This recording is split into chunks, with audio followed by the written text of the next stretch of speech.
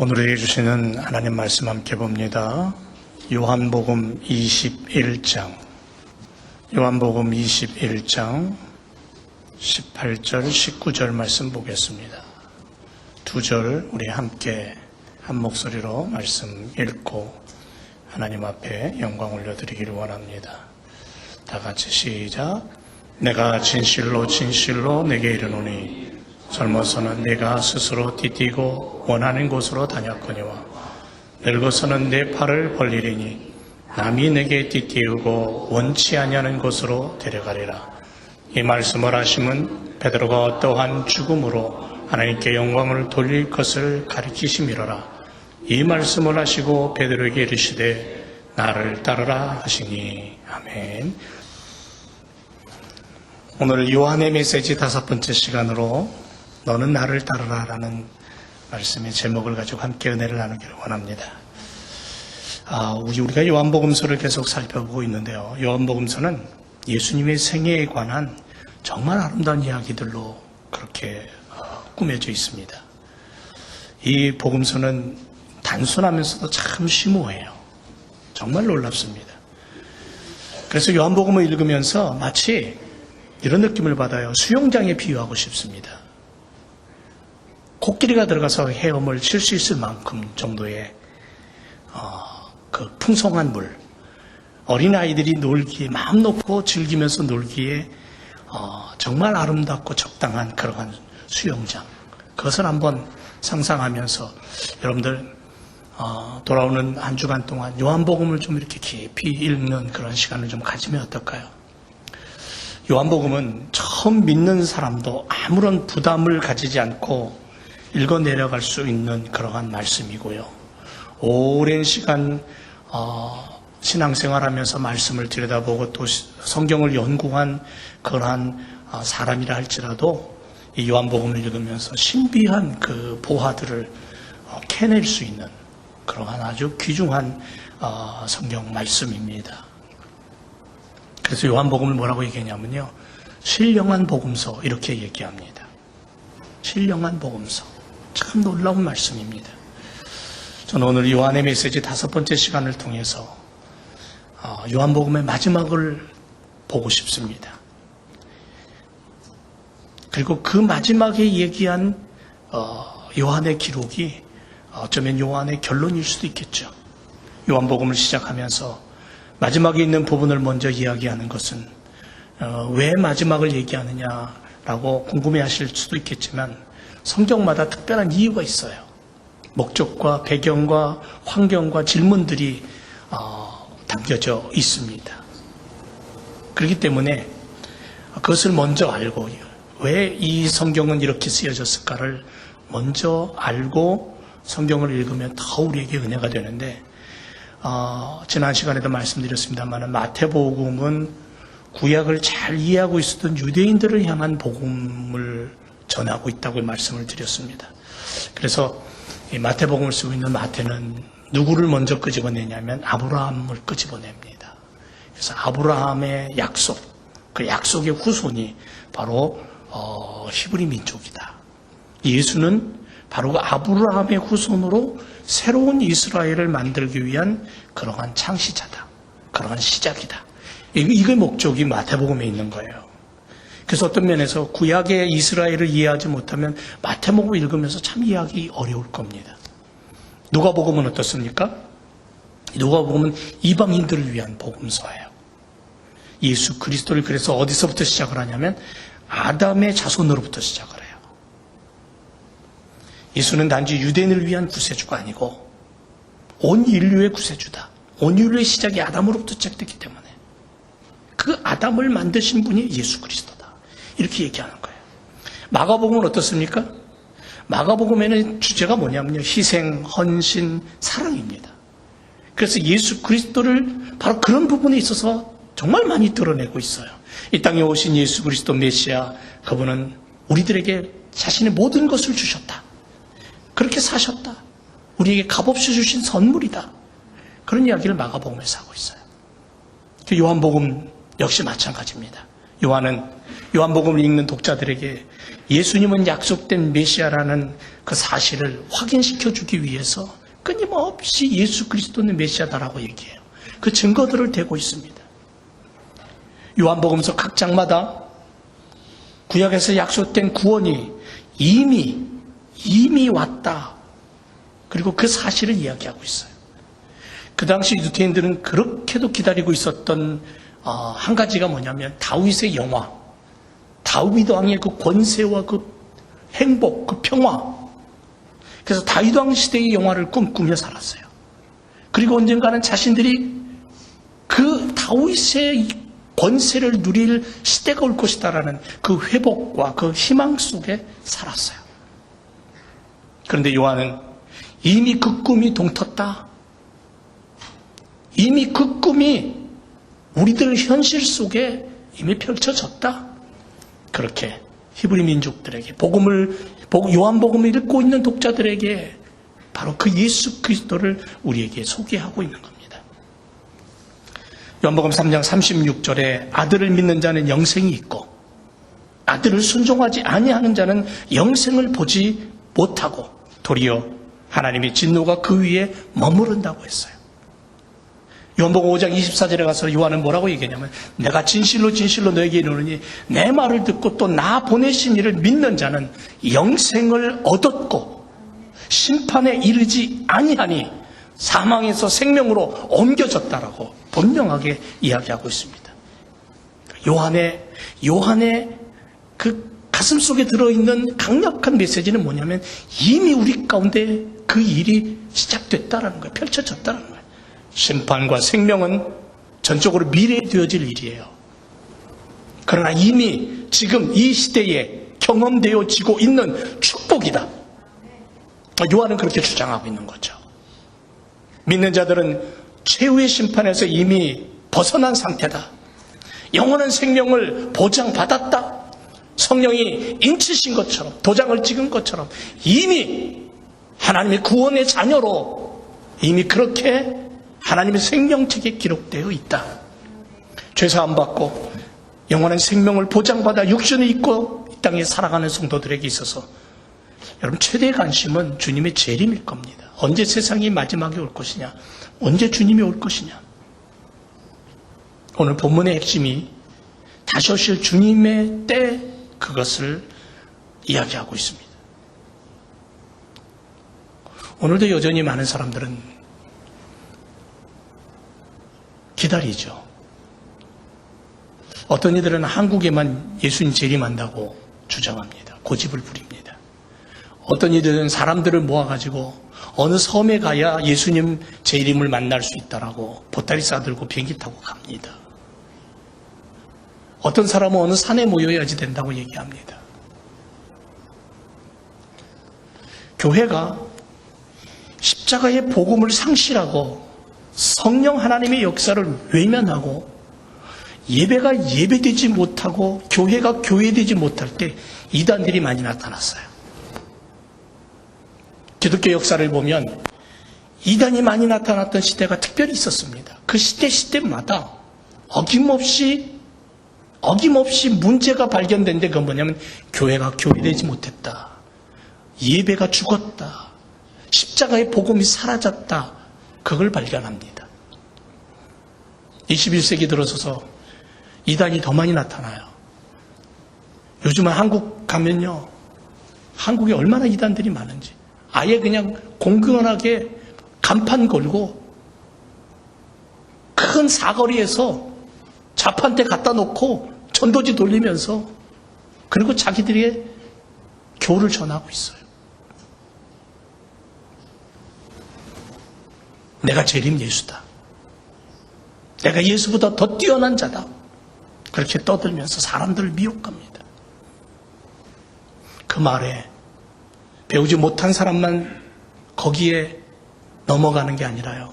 학박사 가진 사람도 넘어가더라고요. 이러한 일들은 옛날 초대교회 시절에도 예외는 아니었습니다. 오늘 베드로를 향해서 하시는 말씀은 마치 예수님께서 정말 빨리 재림하실 것 같은 느낌을 받아요. 그런 약속을 하시는 것 같아요.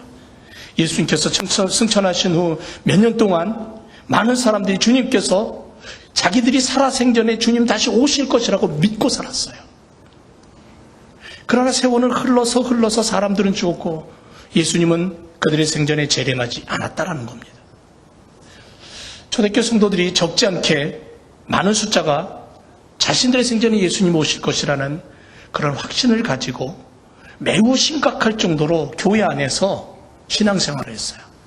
그러다 보니까 이 교회가 본질을 잃어버리는 거예요. 너무 재림신앙에 빠져버리면 종말론의 신앙을 가지고 살아야 되지만 종말론자가 되어서 종말론에 빠져버리면 결국 하나님의 의도를 잃어버리는 거예요. 특히 베드로와 예수님의 대화 장면을 들여다보면서 예수님께서 요한을 향하여 묻는 베드로의 질문에 내가 올 때까지, 오늘 성경에도 쭉 읽어보면 내가 올 때까지 라는 말씀을 오해를 불러일으켜요. 그 말씀에, 그 단어에. 그래서 그 요한이 죽기 전에는 주님 반드시 오실 것이라는 그런 확신과 그런 풍조가 그 당시에 팽배하게 전파되고 소문나고 그랬다라는 거죠. 당시 이 요한이 살아생전 당시에 그리스도인들은 로마 제국 아래에 있었습니다. 그리고 로마는 정말 무수한 박해를 했어요. 엄청난 핍박을 했습니다. 그것을 감내해야 됐어요. 그리스도를 믿기 위해서는.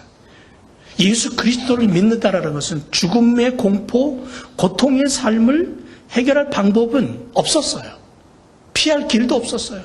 예수를 버리든지 예수를 붙잡고 살면 죽음밖에 없었고 공포밖에 없었습니다.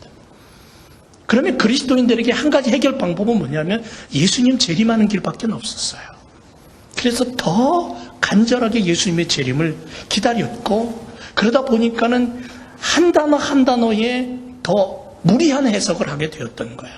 우리 요한복음 21장에도 예수님이 베드로의 질문에 요한을 얘기할 때에 20절에 보니까 베드로가 돌이켜 예수의 사랑하시는 그 제자가 따르는 것을 보니 그는 만찬석에서 예수의 품에 의지하여 주여 주를 파는 자가 누굽니까? 라고 묻던 자, 바로 요한복음을 쓰고 있는 요한이에요. 이에 베드로가 그를 보고 예수께 여쭤보되 주여 이 사람을 어떻게 되겠습니까? 이 사람이 어떻게 되겠습니까? 라고 물어. 베드로는 지금 예수님이 너는 나를 따르라고 얘기하는 그 와중에 베드로는 그 예수님의 말씀에 안중에도 없고 뭐에 관심이 있었냐면 예수님이 저 막내둥이 저 요한이 어떻게 되겠습니까? 라고 관심이 있어. 남에게 관심이 있었던 거죠. 그래서 예수님께서 내가 올 때까지 그를 머물게 할지라도 이 말이 문제가 되어서 이 초대교회는 이 재림, 예수님이 금방 오신다라는 문제가 심각했다라는 거죠. 바로 이러한 상황과 배경 속에 있던 교인들을 향해서 요한이 올바른 신앙의 모습을 잡아주기 위해서, 그게 아니다. 신앙의 모습을 제대로 잡아주기 위해서 요한복음을 쓰고 있고, 그리고 예수님의 재림의 시기에 대해서는 지나칠 정도로 예민한 관심을 갖고 있는 그들에게 무엇이 중요한가? 그걸 가리키기 위해서 하나님의 뜻이 무엇인가? 그걸 보여주기 위해서 요한복음을 기록하고 있다는 거죠. 그래서 우리가 요한복음을 읽을 때에 요한복음의 마지막 이 장면을 먼저 우리가 이해하고 요한복음을 읽으면 더 쉽게 요한복음을 내 안에 담을 수 있다는 거죠. 요한이 요한복음을 기록하면서 우리에게 주고 있는 하나님의 말씀, 메시지는 뭐냐면 멸관 받을 영광의 자리를 마다하지 말고 달려가라는 거예요. 여러분, 예수님은 자색 옷을 입고 머리에는 가시 면류관을 쓰셨고 골고다 언덕 위에서 십자가에 못 박혀 죽으셨습니다. 예수님께서 쓰신 면류관은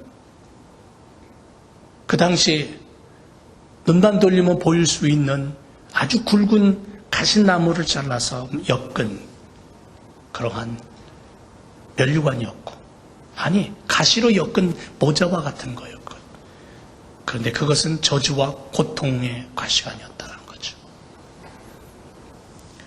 예수님 머리에 그걸 눌렀을 때에 그 가시는 예수님의 살과 머리뼈를 뚫고 들어가서 박혔어요. 예수님 십자가 짊어지고 골고다 언덕을 올라갈 때 7번 쓰러졌다고 성경은 기록하는데, 쓰러지는 동안 머리에 박혀있는 이 가시면류관은 떨어지지 않았습니다. 왜냐하면 그만큼 깊이 박혔다라는 거예요. 그러니 그 머리에서 흘러나오는 피는 예수님의 온 얼굴을 적셨죠. 고린도전서 9장 25절에 이렇게 말합니다. 이기기를 다투는 자마다 모든 일에 절제하나니 저희는 썩을 면류관을 얻고자 하되 우리는 썩지 아니할 것을 얻고자 하노라. 사도 바울의 소망이 뭐였냐면 썩지 않을 영광의 면류관을 바라보며 사는 삶이었습니다. 그래서 디모데후서 4장 8절에 이렇게 말합니다. 이제 후로는 나를 위하여 의의 면류관이 예비되었으므로 주 곧 의로우신 재판장이 그날에 내게 주실 뿐 아니라 주의 나타나심을 사모하는 모든 자에게 주실 것이다 라고 고백합니다. 의의 면류관, 영광의 면류관. 야고보 1장 12절에 야고보 사도는 이렇게 말합니다. 시험을 참는 자는 복이 있다. 이것에 옳다 인정함을 받은 후에 주께서 자기를 사랑하는 자들에게 약속하신 생명의 면류관을 얻게 하실 것이다 라고 말씀합니다. 베드로는 베드로전서 5장 4절에 이렇게 말합니다. 그리하면 목자장이 나타나실 때에 시들지 아니하는 영광의 면류관을 얻으리라 그랬습니다. 주님께서 베드로가 하나님의 영광을 위하여 어떻게 죽을 것인가를 예언하십니다. 그 이야기를 듣고 있던 베드로는 예수님께 대들지 않습니다. 아마 그 전이라면 대들었겠죠. 내가 왜 그렇게 살아야 됩니까? 내가 왜 그렇게 죽어야 됩니까? 그렇게 대들었을 겁니다. 그런데 베드로는 오히려 새로운 결심과 감회에 졌습니다. 왜? 주님을 부인했죠. 3번이나. 그것도 저주까지 하면서. 그런 과거의 자기 수치스러움을 마음속에, 머릿속에 주마등처럼 떠올리면서 그는 주의 말씀 앞에 귀를 기울입니다. 그리고 순교의 영광스러운 기회를 주신 주님 앞에 감사하고 있는 겁니다. 죽음이라는 것은 누구나 싫어하죠. 여러분 작전명 174라는 단어를 들어보셨습니까? 인천 상륙작전과 동시에 벌어졌던 상륙작전. 이 상륙작전에 게릴라로 선발된 사람들이 있었습니다. 평균 나이 17살, 훈련 기간 단 2주도 되지 않고 772명입니다. 그들은 군복을 입은 게 아니라 학교 교복을 입고 이 작전에 투여된 학도병들이었습니다. 경북 영덕군의 남정면 장사리라는 해변에서 벌어졌던 장사리 전투를 말하는 겁니다. 원래는 3일간의 상륙작전이었답니다. 3일 뒤에 돌아오려고 귀환하게끔 되어 있었는데 인천 상륙작전을 성공하기 위해서 다른 곳에서 북한군들의 어떤 시선을 분산시키기 위한 그러한 작전이었는데 결국은 총알바지였죠. 139명이 전사하고 92명이 부상을 입었고 사망한 학도병들을 제외한 모든 사람들이 행방불명이 되었던 그러한 장사리 전투. 1980년 장사상륙작전 유격 동지회라는 것이 결성이 되면서 세상의 주목을 받기 시작을 합니다. 그리고 1997년 3월에 해병대가 장사리 갯벌에서 좌초된 이들이 타고 갔던 좌초된 문산호를 발견하면서 장사 상륙 작전에 대한 사건이 드디어 역사 속으로 드러나는 것을 보게 됩니다. 부모에게 사랑받고 아마 이 나이 정도면 어릿광도 부릴 나이 아닌가 싶습니다.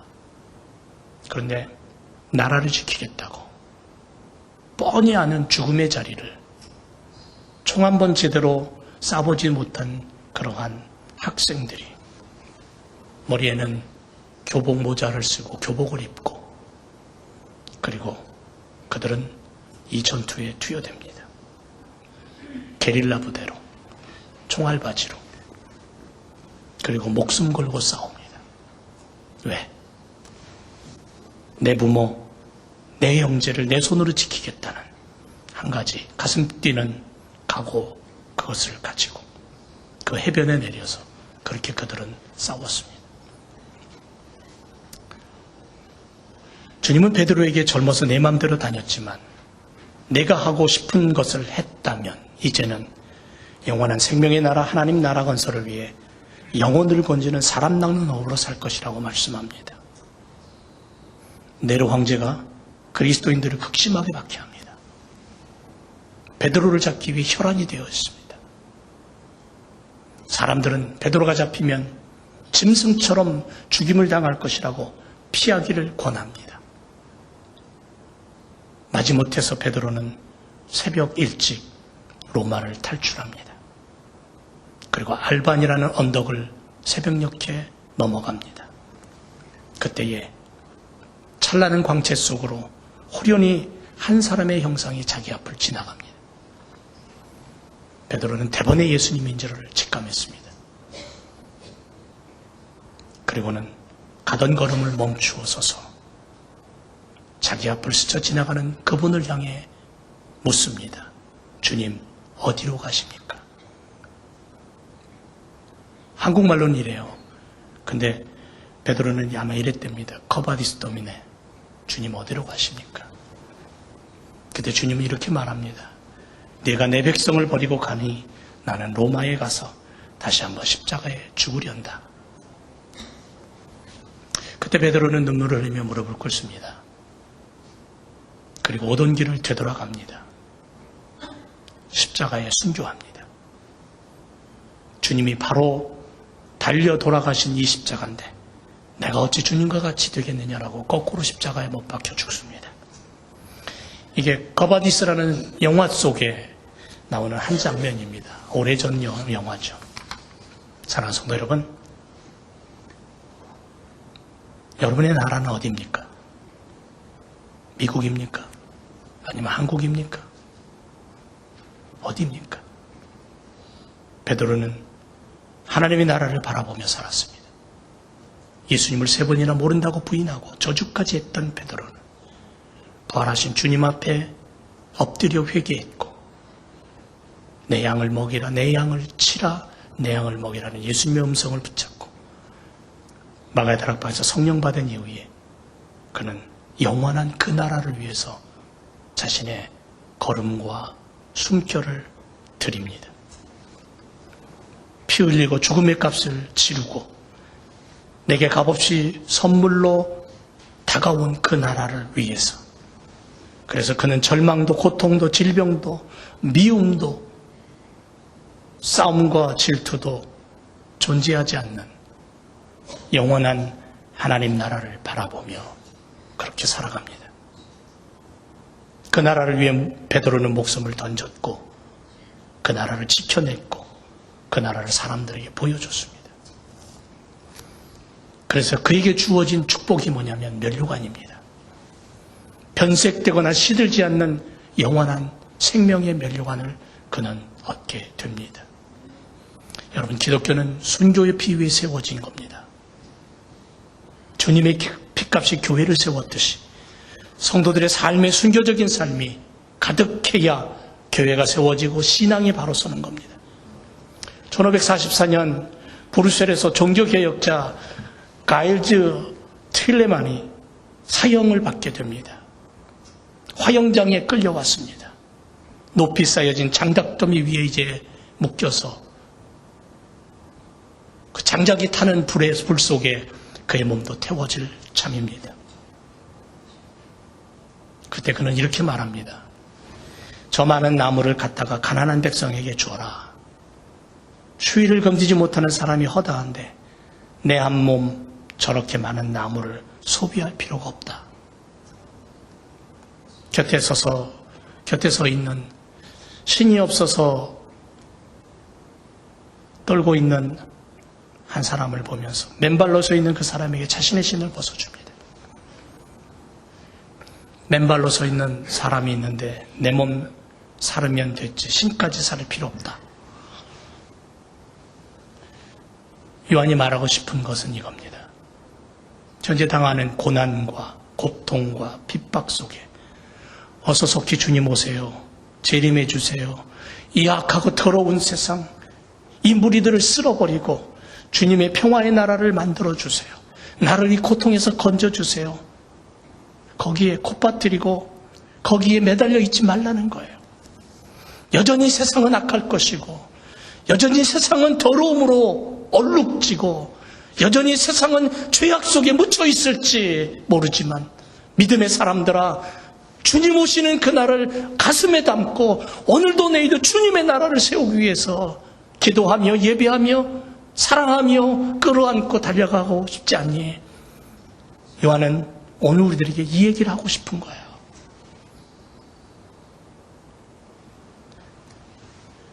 내가 올 때까지 그를 머물고 하고자 할지라도 너하고는 무슨 상관이냐는 거예요. 너는 나를 따르라.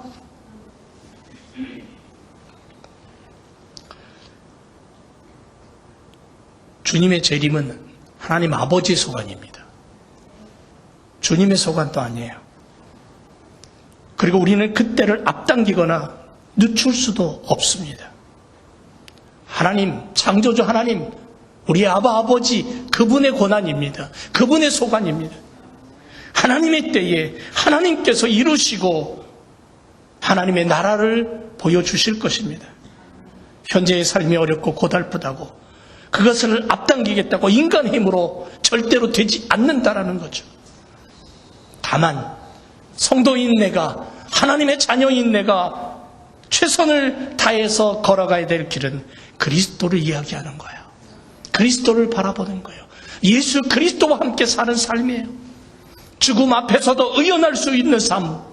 이미 세상의 죄악과 더러움은 십자가에 못 박혔기 때문에 우리는 영생을 얻은 구원의 백성들이기 때문에 주님은 오늘 오시든 내일 오시든 나는 오늘 한 영혼을 사랑하며 기도하며 그를 끌어안고 주님 나라를 보여주겠다라는 그런 삶. 이런 삶의 일꾼들에게 주님의 약속은 뭐냐면 내가 너에게 면류관을 씌워줄 거야. 그렇게 약속하시는 거예요. 여러분, 그 엄청난 로마 제국의 핍박 속에서 헤아릴 수 없는 순교의 피를 흘렸습니다. 한국 땅에 복음이 전파되기 위해서 얼마나 많은 피를 쏟았는지 모릅니다. 그러나 그 피는 그냥 흘린 피가 아니죠. 로마를 기독교 나라로 만들었습니다. 바꿔놨습니다. 신앙의 승리입니다. 한국 땅을 복음의 땅으로 만들었습니다. 여러분, 지금도 순교의 피는 흐릅니다.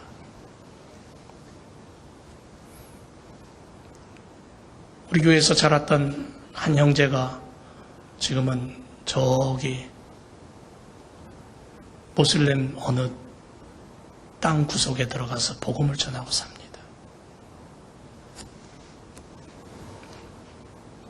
어떤 아픔이 올지 모르지만 우리 종교는 분명히 그것을 견뎌낼 겁니다.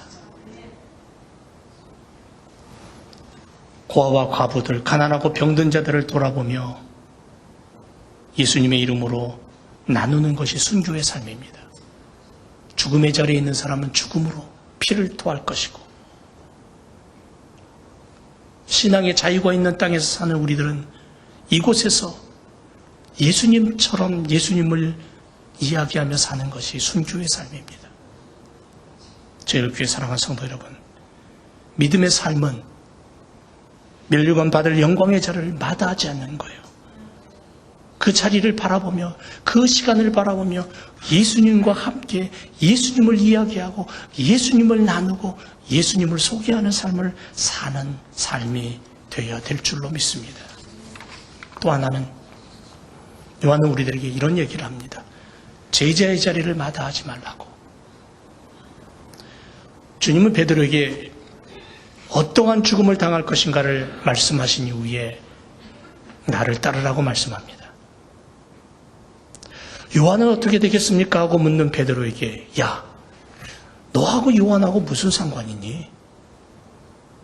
신경 쓰지 마. 네가 할 일은 너는 나를 쫓아오면 돼. 그리스도의 제자들 좌로나 우로나 치우치지 않고 오직 앞서가신 예수님 바라보며 따라가면 됩니다. 그래서 제자라는 단어의 뜻은 뭐냐면 따르는 자예요. 따르는 자. 교회와 성도들은 자기가 왜 부름을 받았는가, 무엇을 위해 부름을 받았는가를 온 관심과 집중을 가지고 내가 왜 공부하고 내가 왜 숨을 쉬고 내가 왜 일을 하는가, 거기에 대한 물음표를 던졌다면 답을 얻고 그 답이 결국은 그리스도 그분과 함께하는 삶이라는 분명한 확신을 가지고 나는 이 땅을 살아가는 주님의 제자야. 베드로에게 나를 따라 말씀하신 것처럼 지금 나에게도 21세기에 베드로에게 말씀하신 그 음성이 내게 들려오고 너는 나를 따르라고 말씀하시는 그 주의 음성을 붙잡고 주님의 제자로 사는 것이 오늘 우리의 삶이라는 거죠. 요한복음을 쓰고 있는 요한은 우리에게 제자로 살라고 말씀합니다. 베드로에게 사명을 주시면서 내 양을 먹이라고 부르셨습니다. 어떻게 죽을 것인지를 심각하게 말씀하고 계십니다. 근데 베드로는 한눈을 팔죠. 다른 일에도 신경을 씁니다. 남에게, 다른 사람에게, 다른 사명이, 다른 이의 축복이 더 커 보입니다. 다른 성도의 영광이 더 빛나 보입니다. 그러자 주님은 단호하게 베드로에게 다시 한번 말씀합니다. 너는 나를 따르라고. 야, 상관하지 말고 너는 나를 따르라.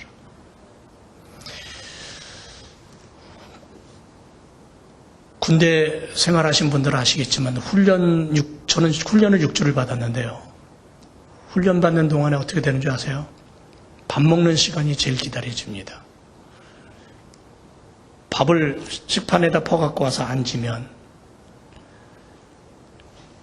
한 줄이 다 부대원들이 앉을 때까지 기다렸다가 다 앉으면 감사의 묵념을 하고 기도를 하고 그리고 밥을 먹는데 기도하는 동안에 기도는 안 하고요. 어떻게 하는 줄 아세요? 샛눈을 뜨고 내 옆에, 내 앞에 있는 내 전후에 식판에 밥이 얼마나 있나를 봐요. 내 거보다 많아 보여요. 기도하는 동안에 한 숟갈이 없어집니다. 퍼와요. 그래서 기도할 때 어떻게 하고 기도하는 줄 아세요? 스푼으로 탁 찍고 기도를 합니다. 네, 목까지 가게. 똑같이 밥을 퍼주거든요. 근데 남에게 더 커 보여요. 더 많아 보여요. 훈련받으니까 배가 고프니까. 베드로는 지금 요한에게 더 커 보였던 거예요. 근데 예수님은 그게 아니라는 거예요. 너에게 주신 사명을 가지고 내게 주신 축복을 가지고 너는 나를 쫓으라고 말씀하는 거예요. 제자의 길이란 오직 예수님만을 따르는 겁니다. 여러분, 믿음에 대해서 수없이 얘기했죠. 믿음이 뭡니까? 잘못된 소문이나 헛된 추측에 기반을 두지 않는 마음. 이러한 일들 때문에 그리스도인들의 신앙은 송두리째 흔들리게 되고 잘못된 방향으로 나아갈 수 있기 때문에 만일 믿음이 떠돌아다니는 소문에 근거한다면 믿음은 쉽게 넘어지고 무너질 겁니다. 믿음은 헛된 소문, 헛된 추측에 기반을 두지 않습니다. 믿음은 십자가에 두는 거예요. 믿음은 예수 그리스도에게 두는 거예요. 이러한 이유 때문에 사도 요한은 잘못된 소문을 바라봐 주기를 원했던 거예요. 믿음이란 뭐냐? 우리가 죽기 전에 예수님께서 재림하실 것이라는 그 사실에 의존하여서 신앙생활하는 것이 믿음이 아니라 오직 예수 그리스도께서 나를 부르시고 너는 나를 따르라 명령하심을 그대로 믿고 오직 십자가만, 그 십자가만 바라보며 따라가는 삶, 이것이 믿음이다라고 말씀하는 거예요. 그래서 요한복음서는 주님께서 언제 다시 오실지에 대해서 별 관심 없습니다. 요한의 관심에, 요한의 주제는 뭐냐 하면 그리스도께서 지금 그의 백성들과 함께 계시고 동행하신다. 그의 제자들과 함께 하신다. 예수님이 이미 우리 가운데 계셔요. 믿습니까? 나의 삶 속에 동행하실 줄로 믿습니다. 그의 백성들과 늘 함께 하십니다. 지금 우리에게 영원한 생명을 주시고 심판의 주 되신 그분께서 우리의 생명을 죽음에서 영원한 하나님의 생명으로 옮겨 놓으셨고 우리를 심판의 자리에 서지 않게 하셨습니다. 예수님은 지금 우리 공동체를 새롭게 당신의 보혈의 피로 만드셔요. 그게 뭐냐면 사랑의 공동체, 믿음의 공동체, 천국의 공동체로 만드는 거예요. 그래서 이 제자는 예수님의 의도를 분명히 깨닫고 따라야 됩니다. 올바른 믿음으로 주님과 동행하고 주님이 원하시는 주님의 나라를 건설하는 일꾼으로 살아야 될 줄로 믿습니다. 어느 날 루터는 나무 한 그루를 심고 있었답니다. 지나가던 사람이 묻습니다. 여보시오, 만일 내일 예수님께서 재림하신다면 당신이 그 사실을 알고 있다면 지금 하고 있는 일이 얼마나 무의미하고 허황된 일인가를 아시겠습니까? 그때 종교개혁을 얘기했던 이 마틴 루터는 이렇게 대답했답니다. 나는 나무 심는 일을 계속하겠습니다. 내일, 아니 지금 1시간 뒤에 예수님 오신다 할지라도. 무슨 얘기입니까? 제자는 제자의 삶을 살라는 거예요. 너는 나를 따르라는 거예요. 내일 세상에 종말이 온다 할지라도 오늘 나는 내게 주어진 일을 땀 흘리며 성실하게 주님과 함께 할 수 있는 일꾼. 오늘 내게 허락된 일을 성실함으로, 진실함으로 땀과 함께 보낼 수 있는 삶.